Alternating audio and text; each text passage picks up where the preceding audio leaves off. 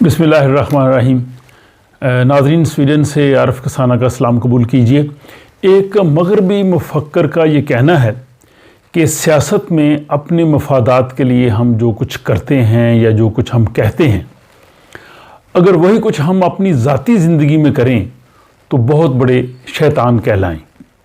ये मैंने इस कौल को हमारे जो पाकिस्तानी सियासतदान हैं, तमाम सियासी जमातों के जो हमारे रहनुमा हैं, वो जो कहते हैं, जो उनका किरदार है, जो उनका कौल व फ़ेल है, उस सब को देखते हुए मुझे इस मगरबी मुफक्कर का ये जो कौल है, ये काफ़ी हद तक दुरुस्त जो है वो नज़र आया।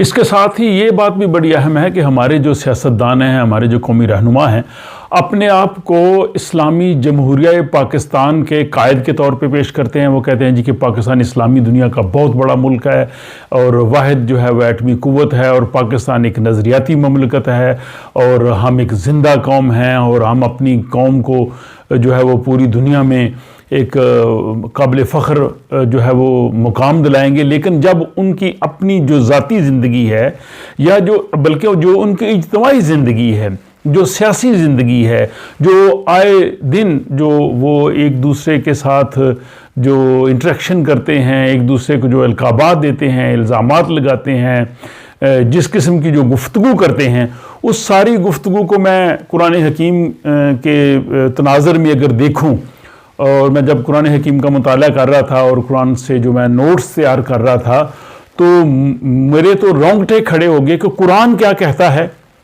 और हमारे वो लीडर जो इस्लामी जमहूरिया पाकिस्तान के कायद होने का और इस मुल्क को आगे लेके जाने का दावा करते हैं, वो क्या कहते हैं। और ये सब कुछ देख के अल्लामा इकबाल का वो शेर बिल्कुल दुरुस्त जो है वो नज़र आता है कि मंज़िलो मकसूद कुरान दीगरस्त, रस्मो आइने मुसलमान दीगरस्त, कि हमें हमारा जो कौल व फ़ेल है इसका कुरान से कोई ताल्लुक़ नहीं है। और अफसोस का यही मुकाम है कि यही जो रवश है ये हमें जो है वो तबाही की तरफ ले जाएगी। अब कुरान की उन आयतों को मुख्तसरन देखिए कि कुरान इस बारे में क्या जो है वो तालीमात देता है। सूरह निसा की 5वीं आयत में ये कहा गया है कि ऐसी ज़ुबान इस्तेमाल करें जो शरीफों की ज़ुबान जो तस्लीम की जा रही हो। फिर सूरह लुकमान की 19वीं आयत में ये कहा कि चीख चीख कर मत बोलो। फिर सूरह मोमन की 3री आयत और सूरह शूरा की जो है 37वीं आयत में ये कहा गया कि हर किस्म की लग़वियात से बचते रहो। फिर सूरह अल हुजुरात की जो आयत 12 है उसमें कहा गया कि दूसरों की उन बातों की टो में ना लगे रहो जिनका तुमसे कोई ताल्लुक़ नहीं है। मैं समझता हूँ जो इखलाकी तालीमात के हवाले से वैसे तो पूरे कुरान में ये चीज़ें हैं, लेकिन ख़ुसूसन जो सूरह हुजुरात है इसमें जो है वो बहुत कुछ कहा गया है। और जब हम यूनिवर्सिटी में पढ़ते थे तो वहाँ हमारा जो इस्लामियात का जो निसाब था उसमें सूरह हुजुरात को जो है वो शामिल किया गया था। लेकिन और ये सूरह लुकमान की 18वीं आयत में कहा गया है कि लोगों से तुरशिरोई से पेश ना आओ। और सूरह अल-अनकबूत की आयत 29 में ये कहा गया है कि मजलिस में नाशाइस्ता हरकत मत करो। इसी तरह फिर सूरह हुजुरात की 12वीं आयत में क्या कहा गया है कि किसी की गीबत ना करो। और सूरह हुजुरात की ही 11वीं आयत में कहा गया है कि दूसरों के उल्टे पुल्टे नाम मत रखो और ना ही दूसरों के खिलाफ कोई ऐब लगाओ। अब हमारे सियासत में जो दूसरों के नाम रखे जाते हैं, जिस तरह से उन पर तनकीद की जाती है, जिस तरह उनको अक्यूज़ किया जाता है, उन पर इल्ज़ामात आयद किए जाते हैं, और साथ ही ये सूरह हुजुरात की आयत आप देख रहे हैं। और फिर ये कहा गया है इसी 11वीं आयत में कि किसी का मजाक ना उड़ाओ, किसी का तमस्खर ना उड़ाओ, इल्ज़ामात आयद ना करो। और फिर कहा गया सूरह हुजुरात की ही 12वीं आयत में कि बदज़नी से बचो। और यही चीज़ जो है वो सूरह निसा की जो है वो 83 आयत में भी इस बारे में बात की गई है। और फिर सूरह हुजुरात की जो 6ठी आयत है इसमें कहा गया है कि अफवाहें मत फैलाओ और बग़ैर तहकीक के कोई बात ना करो। हमारी सियासत में तो हर चीज़ बग़ैर तहकीक की होती है, अफवाहें भी फैलाई जाती हैं, तमस्खर भी उड़ाया जाता है, इल्ज़ामात भी आयद किए जाते हैं। और फिर ये सूरह अहज़ाब और सूरह अल मुजादला इन दोनों में है कि किसी को नाहक अज़ियत मत पहुँचाओ, ये बहुत बड़ा जुर्म है। और फिर आगे कुरान की देखिए कि किस तरह से खूबसूरती से कुरान हकीम ने जी हमें हुक्म दिया है। ये 21 94 اور 90 ہے کہ جنگ میں بھی دشمن سے زیادتی نہ کرو، یعنی دشمن کے ساتھ بھی اسلام ہمیں زیادتی کا جو ہے وہ اس سے روکتا ہے۔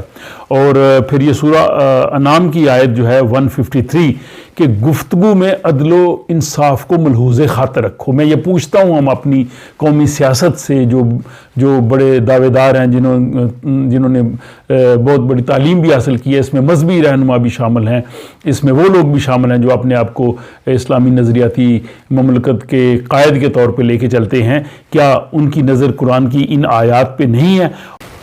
پھر یہ سورہ بقرہ کی آیت 42 میں کہا گیا کہ جھوٹ کو سچ کا لبادہ مت پہناؤ، غلط اور صحیح کو جو ہے وہ غلط مت کرو، یعنی حقائق کو مسخ مت کرو۔ اور ہمارے ہاں جو آپ کے سامنے جو کچھ ہوتا ہے وہ تمام کا تمام جو ہے وہ حقائق کو ہی مسخ کیا جاتا ہے۔ اور اس سے آگے بڑھیے، سورہ نور کی آیت 23 دیکھیے کہ جس میں کہا گیا ہے کہ کسی پر تہمت مت لگاؤ۔ ہمارے ہاں تو جو عام سماجی زندگی میں بھی، صرف اس میں اہل سیاستی شامل نہیں ہیں، اس میں ہم سب لوگ شامل ہیں، ہمیں اپنا محاسبہ کرنا چاہیے قرآن کی ان آیات کی روشنی میں جو ہم مسلمان ہونے کے بڑے دعوے دار ہیں۔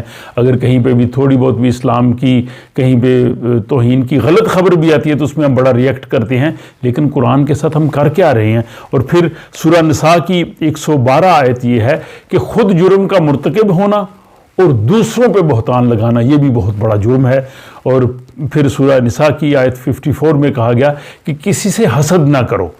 اور ہمارے ہاں جو اہل سیاست ایک دوسرے کو جو مخاطب کرتے ہیں، انہیں جو سورہ نمل کی آیت 29 کا جو ہے وہ جائزہ لینا چاہیے، جس میں کہا گیا کہ دشمن کے سربراہوں کو بھی عزت سے مخاطب کرو اور دشمن سے بھی عدل کرو۔ یہ سورہ مائدہ کی 8ویں آیت میں کہا گیا ہے کہ دشمن سے بھی عدل کرو۔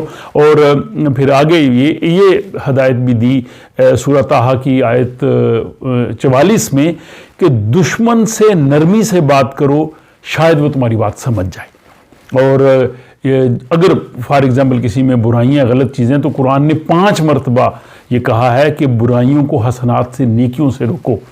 یہ قرآن حکیم کی تعلیمات تھی۔ اس کے ساتھ ہی نبی اکرم صلی اللہ علیہ وآلہ وسلم کی جو تعلیمات ہیں، احادیث مبارکہ ہیں، ان میں بھی یہی کہا گیا۔ حضرت ابن مسعود سے روایت ہے کہ کوئی مومن لعنت کرنے والا، طعنہ دینے والا، بیہودہ بات کرنے والا اور زبان دراز نہیں ہوتا۔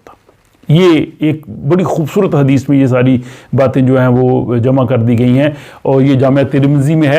اور اسی طرح ایک اور حدیث مبارکہ حضرت حارثہ بن وہب سے روایت ہے کہ رسول پاک صلی اللہ علیہ وسلم نے فرمایا کہ سخت کلام اور بد مزاج آدمی جنت میں نہیں جائے گا۔